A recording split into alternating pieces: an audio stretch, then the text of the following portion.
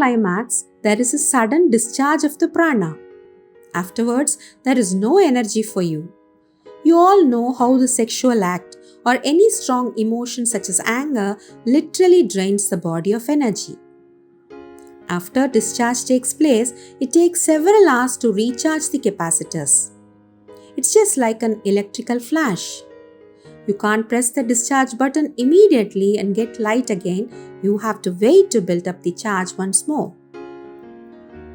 That is why after the sexual act, you have to wait for the body to recharge.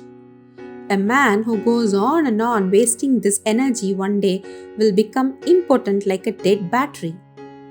Then there is no happiness in him, no peace of mind. It's not just physical impotence I am talking about. There will also be mental impotence. Thought becomes dull, one becomes unable to properly channel thought currents, and emotional complications take place, resulting in constant depression. All of this happens due to excessive discharge of prana. Western scientists do not properly understand this. They think that the sexual act is a natural thing. It's not. It needs a tremendous amount of charging of the capacitors, and there is a release of heat energy in a very short time. Suppose you were to continually discharge the flash on your camera after each buildup of the capacitor, soon the battery would become so completely discharged that you have to replace it. However, in our bodies, we cannot change the battery. We have to wait while we recharge normally or do pranayama. Ordinary people do not know what pranayama is, so they can recharge only through rest, sunshine, and eating food. You get some prana from eating food, but it is a very little bit.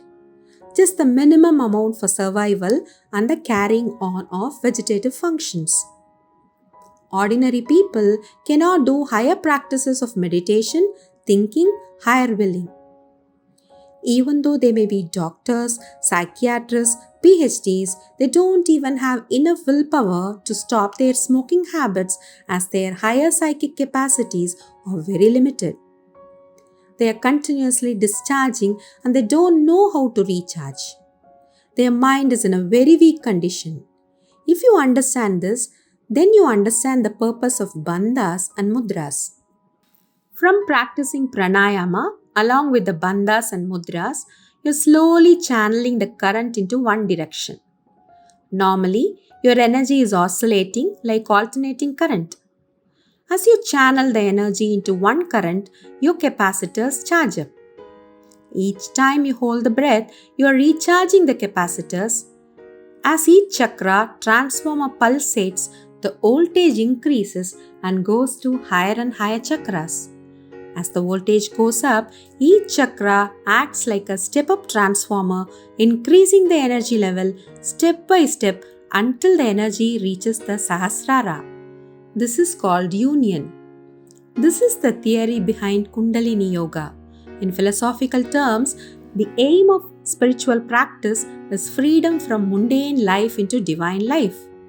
In Kundalini terms, this freedom or mumukshutva is actually an escape from the lower voltage to a higher voltage.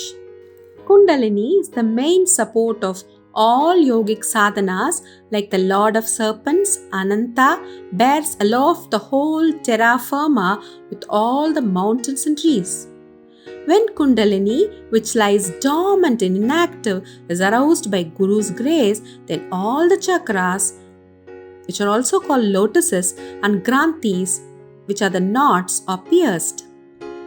The granthis are in the Sushumna. The Brahma Granthi is in the Muladhara Chakra.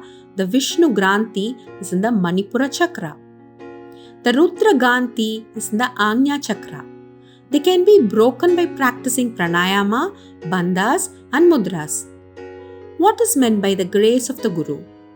If you have faith in the Guru, he will teach you when you are ready to practice. Prana gets an easy passage through the Sushumna Nadi. Then the mind remains suspended and the yogi conquers time.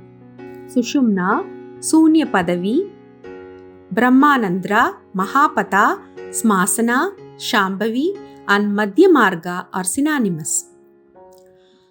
This is difficult to understand, though if you're practicing, you will understand a little bit.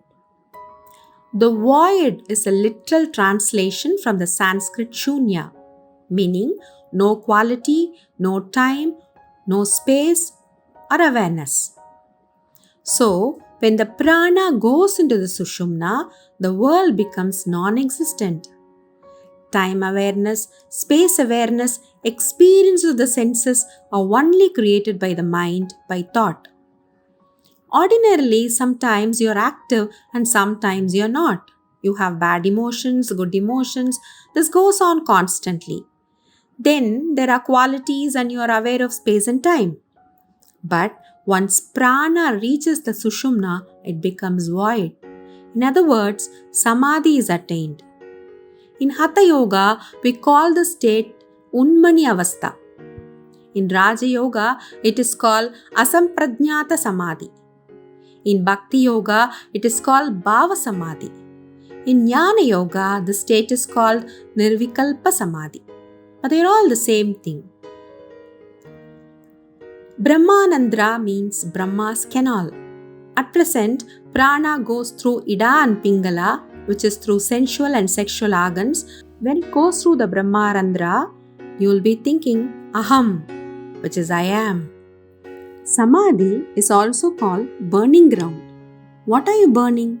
You're burning all your samskaras. Samskaras are subtle impressions from past lives, which, though hidden, will sprout like seeds in the springtime. When the prana goes into the sushumna, they are burnt. Therefore, the yogi should carefully practice the various mudras to wake up the great goddess Kundalini, which lies asleep at the entrance of the Brahmarandra. The 10 mudras, which we are going to discuss here, destroy old age and death. They are Mahamudra, Mahabandha, Mahaveda, Kekari, Udyana, Moolabandha, Jalandarabandha, Viparita Karani, Vajroli and Shakti Kalana. Kechari is the cutting of the tongue. It brings an artificial type of samadhi called Jada Samadhi or inert Samadhi. It cannot bring you the highest experience or destroy your desires. It's a way of trying to stop the prana without purification. Vajroli is the physical contraction which draws water up through the urethra. Then one gradually increases the density of the liquid by using honey extra so that eventually even a sexual ejaculation can be withdrawn backwards. It is similar to basti, where water is drawn up into the colon by the vacuum created from performing nauli. But for our purposes, it is not necessary to practice Vajroli because we can get these benefits from Moolabandha by stopping the very impulse. Udyana, Moola and Jalandhara bandhas are the ones which we already know. Viparita Karani is like the shoulder stand but in a slanting position. Its purpose is to bring the energy backwards. Generally, the nectar is dripping from the moon in the upper area and the sun below is swallowing it all the time. But by inverting the body, this nectar is caught and then the body remains youthful. That is the theory behind it. Viparita Karani should be practiced only in the morning, not in the evening. To do Shakti Chalani, you perform Bastrika and then you bounce the body up and down. Before practicing any of these mudras and intense pranayama, you definitely must be very careful about your diet. You also cannot indulge too much in uncontrolled sexual practices as this will bring prana in the wrong direction. So practice celibacy as much as you can, but don't suppress sex. Sublimate it. Practice yamas and niyamas. Do lots of japa for purification. Then Shakti gets awakened by Shakti Chalani like a ripe fruit which is very tasty.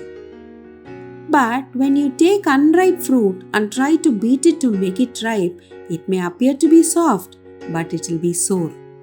The same is true with all spiritual practices. Let it ripen, don't be in a hurry. Death and old age may be there, but you are not afraid of them since they pertain only to the physical body. There are many siddhas still around us who can move about in both the physical and astral worlds.